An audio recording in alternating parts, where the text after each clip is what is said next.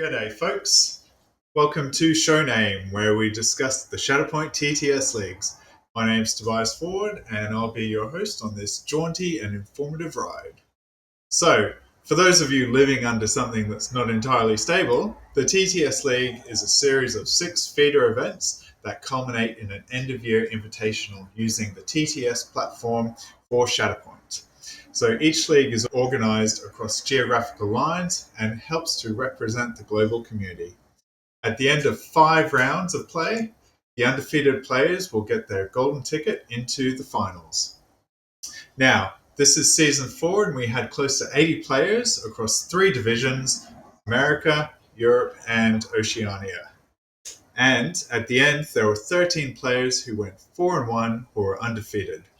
Now, these 13 competitors are playing in a ruthless single elimination bout to see who is crowned as Season 4's Grand High Poobah and sweatiest tryhard of them all. Now, this is distinct from the end of series playoffs, of which 5 of the players in this elimination bout are currently qualified, being Ryan, Tobias, Duncan, Dean, and Jeff. This top cut and cutthroat bout is all about the glory, baby. So, the single elimination cut will take place over 4 rounds. Now, Tobias, I hear you say, there are 13 participants. How can 4 rounds possibly work? Well, that's because the players Dean, Jeff, and Duncan, who all went 5-0 in the feeder rounds, get a speed boost through to round 1, arriving fresh in the top 8 in round 2. The other 10 players will have to duke it out, and 5 will join their illustrious peers in round 2. Let's talk about the format. So the top cuts take place as a premier style event, and each player will have 4 lists, and that also means you cannot escape your fate will be in effect for the top cuts, meaning that each player must take all 4 of their lists at least once in the 4 rounds. If you exit hyperspace at the end of round 4 without having used all of your lists, all that shall await you are broken dreams and blasted asteroids. Now, let's talk about the field a little bit, because this is a pretty exciting season, number 4, because this will be the first time that all 4 of the major tags will have fully fleshed out teams for players to use. So that being said though, there's been a very distinct weighting across this season and in the top cut lists. Now, Imperial Scouts are definitely the force majeure, and they are represented across 9 of the 13 lists, meaning that everything else is a far cry behind them. The only real notable absence from the top cuts are Separatists, so they have no lists or representation whatsoever. And the early game boogeymen, Magna Guards, have been Order 66 right out of here. So, equally, there are only a smattering of Galactic Republic teams, and only 3 of their primaries were taken in the top cuts at all, one of which has shared allegiance to the Empire. No surprise who that is. Of the 9 Imperial players, 4 of them went full Empire, which was determined by 3 or more of each slot having the Imperial tag, and in most cases, the only outliers to this was a smattering of good stuff.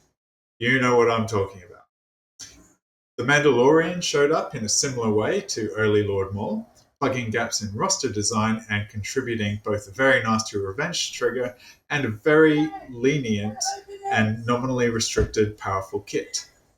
5 of 7 of the Mandalorian players were paired up with Imperial Scouts, giving a huge counterpunch to punish the impunity of players daring to stand against them. It seemed like a robust strategy, and let's see how it plays out in the Shark Tank. Now, despite the near cookie cutter approach to leveraging Gideon Hask, it was good to see that there was variance and local flavor in the participants' other lists. This is great, as it means that the game isn't completely solved, even if it does look like another shade of good stuff. It also will be interesting to see how the Gideon group play into each other, and whether their B team has capability to overcome the sheer firepower of Baracus, or if their plan is to just roll dice on a mirror. Also, what happens in the inevitable round 4, where just like Fight Club, you must drop your B team. It will be exciting to see how they navigate those waters and decisions. One very interesting and potentially delightful finding is that there were 4 Kane and Jarrus players, none of which brought Gideon Hask. Do they know something that we don't know, or will the Phoenix fail to ignite our hearts and minds? All right, now let's look at the individual pairings for round 1. So on table 1, we have Tobias Ford and Trigger Tom. Now they have some overlap because both of them brought Hunter and Lumi, and otherwise, Imperial Scouts or Kanan will determine the shape of things to come. On table 2, we have Aman Khusro versus Victor Zafransky. Now, Victor has a 2-2 split of Empire and Scoundrels, whereas Aman has a bit more of an eclectic 2-2 Empire Rebel split, and he's opted out of Gideon Hask. Interesting. Table 3, we have Kevin O'Connell and Randall Bowers, and here we have a full Empire list into an Empire Gar split, and Kevin may be hoping to leverage Obi-Wan in shutting down the bucket of dice that's coming his way.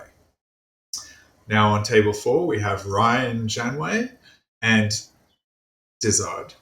So Dizzard and Ryan are both scoundrels masquerading as Imperials, and they share all 4 supports.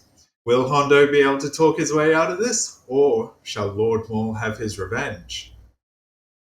Table 5, we have Rich Mid and Plugacoid. The full might of the Empire may come down hard on Jedi Hunter Vader, though, for slumming it with the rebel scum. Who remains the student and who becomes the master here shall be just as exciting as it was in episode 4. And then we have the 3 sacred bulls, Duncan, Dean, and Tirith, chillaxing on the beaches of Niamos as 5 lonely Death Stars slowly move into orbit. Whose cuisine shall reign supreme? And who shall come out on top at the end of round 1? Stay tuned and find out on the next exciting episode of Show Name.